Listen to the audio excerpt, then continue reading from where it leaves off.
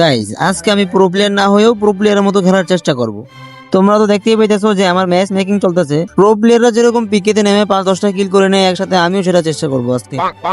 যাই হোক, লবি দেখে মনে হলো যে 10টা না, আজকে 20টা কিলের মতো হয়ে যাবে। কথা বলতে বলতে কিন্তু আমরা বিমানে চলে আসছি।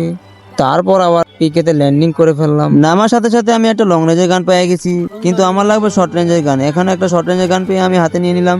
এখন আমার 20টা কিল করা ডান। প্রথম কিল করার পর কিন্তু পিকের ডান পাশে আরেকটা এনিমি পেয়ে যাই।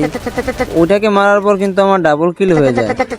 এখানে আমি আমার ডাবল কিল করার পর এখানে ঘুরতেছি, ঘুরতে ঘুরতে আরেকটা এনিমি পেয়ে গেছি। এই এনিমিটার সাথে কিন্তু আমার তুমুল লড়াই হয়। ও কিন্তু আমার সম্পূর্ণ এসপি খেয়ে দিয়েছিল।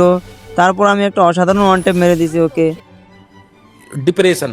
এইখানে আমি এনিমির লুট বক্স থেকে লুট করার সময় হঠাৎ করে একটা আমার উপরে জঙ্গি হামলা হয়। এই যুদ্ধে জয় হয়েছে আমার অপোনেন্টের প্লেয়ারটা। আর এই ম্যাচে আমি রিয়া হওয়ার পর কিন্তু 20টা কিল করতে পারি নাই।